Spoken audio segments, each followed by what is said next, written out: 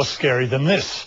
A DIY cruise missile built in the backyard. To prove a point, Tokoroa inventor, engineer and computer whiz Bruce Simpson did just that and told the world about it via the internet. Not surprisingly, Bruce's do-it-yourself rocket made world headlines, attracting attention from all the wrong places. Since then, Bruce's story has assumed epic proportions. He's in trouble, not for building his rocket, but for unpaid taxes. And Bruce believes he's the victim of a conspiracy.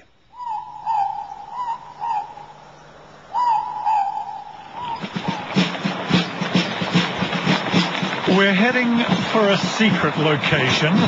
Secret because, well, let's just say it involves a rogue cruise missile.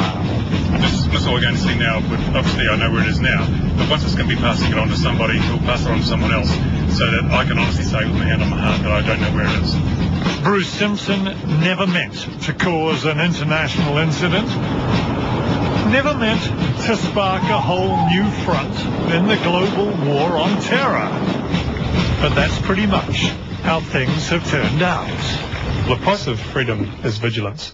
And, I mean, who would believe that someone could build a cruise missile or any other kind of weapon like that in their own garage unless someone goes out and actually demonstrates the fact to the public? A do-it-yourself, autonomous, self-guiding, air-breathing prototype cruise missile. So this is it. This is it. This is the second cruise missile. Capable of carrying a 10 kg payload. It's hidden somewhere outside of Tokoroa.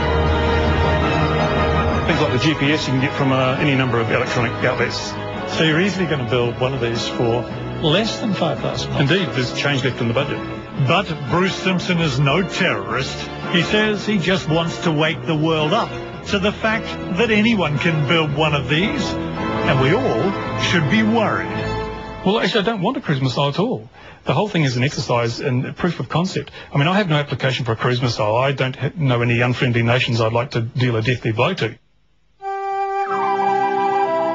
But at home and abroad, there are those who take a dim view of backyard inventors building GPS-guided missiles for less than $5,000 apiece.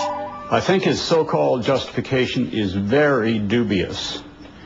He is, in effect, spreading technology to make it easier for terrorists and others to manufacture cruise missiles.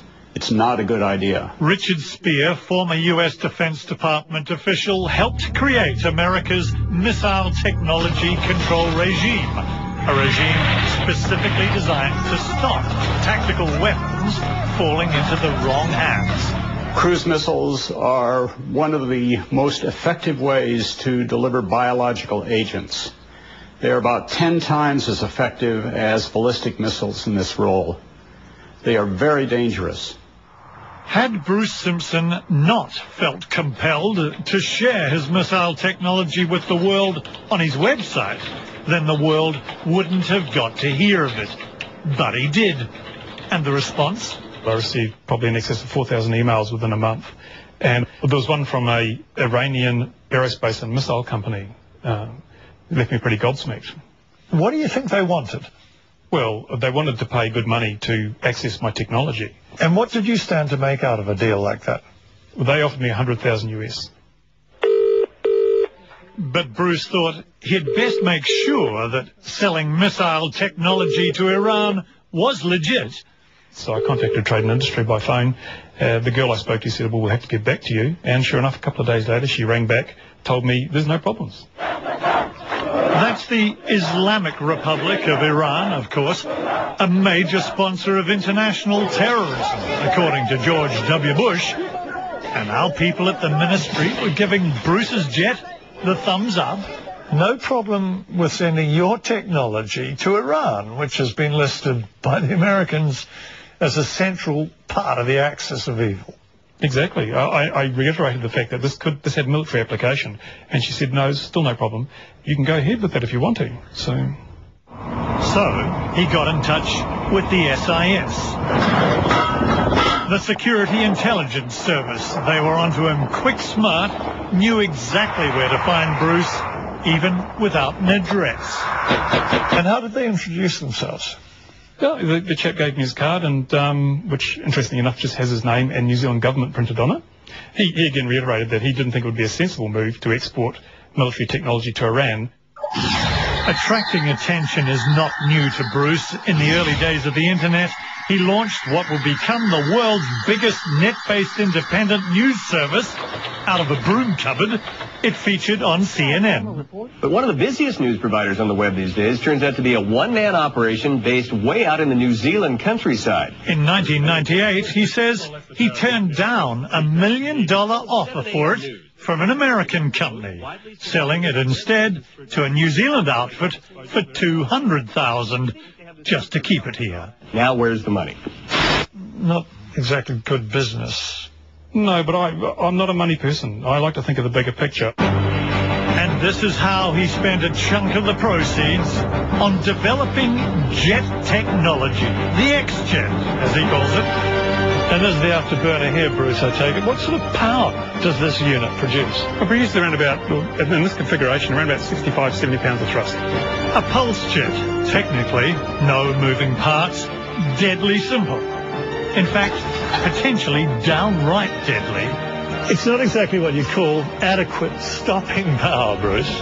Well, no, but the whole thing is designed to go fast, not to slow down and stop. I use the foot brake there when it works, and if it doesn't work, I just rub my shoe against the front wheel. That does a pretty good job. You have to prepare for this. Mind the backblast. And by the way, that's your basic leaf blower firing the thing up. 135 screaming decibels. A mobile Roman candle, complete with onboard barbecue gas bottle, capable of speeds of up to 100 k's an hour. Nazi scientists came up with the idea. Their V1s terrorized Londoners during World War II. Cheap, quick, and easy to produce, they were the very model of German efficiency. The fact that the original cruise missile, the German V1 flying bomb, used a pulse jet speaks volumes for the practicality of that engine, and nothing's changed. They're still just as practical today for use in that kind of vehicle. But Bruce says he was never about to tango with terrorists. His was technology for the free world. He traveled to the US last year to sign off a multi-million-dollar deal with an undisclosed American aerospace firm. This is a Fortune 500 company. This is a big name in America. The plan was to produce xjets to power unmanned aerial vehicles like this for both military and civilian use. The potential, he reckons, is enormous. They can fly in areas where it may be dangerous to send a manned aircraft, or they can perform very mundane routine tasks like border patrol. The Economist estimated that that market would be worth $16 billion by near the end of the decade. I put a lot of time and effort, hard work into forging a deal which would have been a benefit to everyone in New Zealand, basically.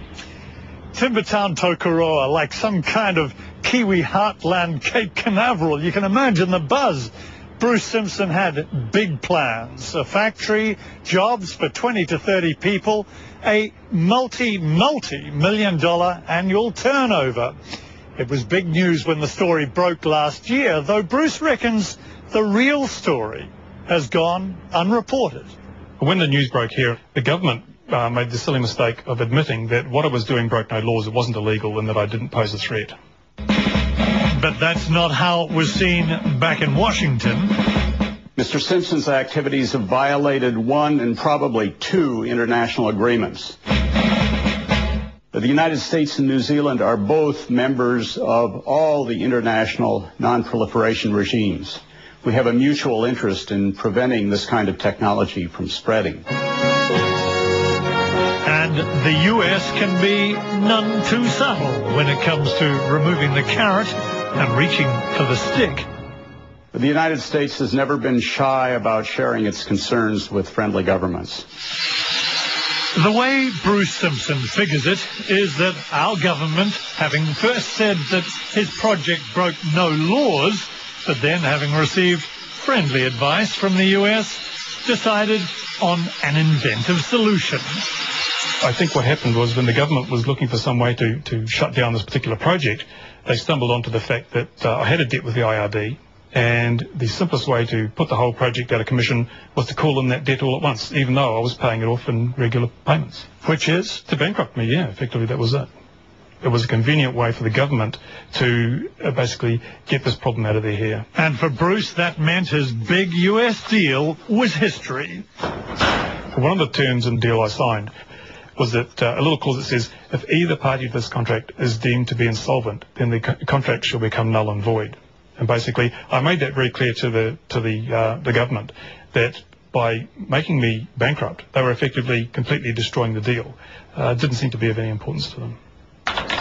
Bruce's accountant, Glenys Silk, is good with numbers, but has real trouble computing inland revenue on this one.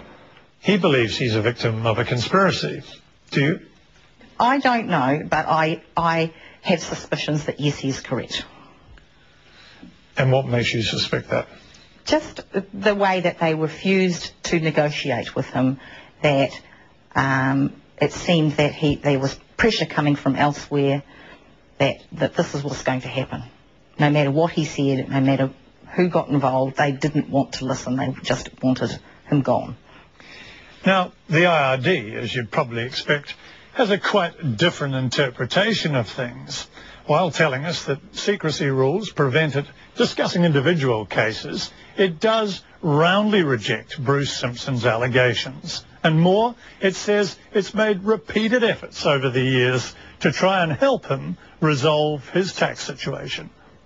The idea was stupid to effectively kill the deal with the American company. The amount of money returned by that, to me personally, would have been many times the amount of the debt, and the overall value to New Zealand would have been hundreds or even thousands of times the debt. And the timing of it all. Bankrupted by the IRD right after he went public about his missile. Call it a conspiracy or just an unhappy coincidence. The fact is, the Simpson family is now hard up, living on donations because Bruce is too principled to go on the benefit. When I went to the local electorate office of my MP, they said, well, you should go on the dole or collect an invalid's benefit. And I'm thinking, what is the government doing? First of all, they bankrupt me because I haven't paid my taxes, and then they're suggesting that I go and live off other taxpayers. I mean, it's completely ridiculous. Bruce is firmly of the belief that he's paying the cost of pursuing his ideas, and to him, ideas are everything. I'm an ideas guy. I pretend to be an engineer, I pretend to be a software developer, but I only do those things because it's the necessary means to bring an idea into reality. And from my point of view, I'm happiest when I'm solving difficult problems. And now you've become a difficult problem. I guess I have been, yeah. Mr. Simpson certainly was playing with fire. What he did was not a good idea.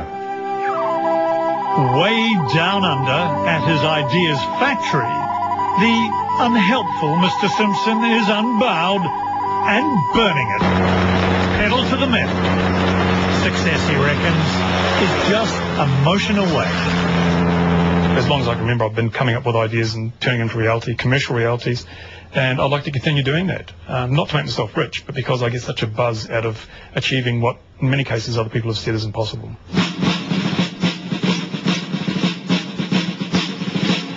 Well, what Bruce hasn't managed so far is a test flight of his missile. The Defence Department has refused to help point blank. After the break,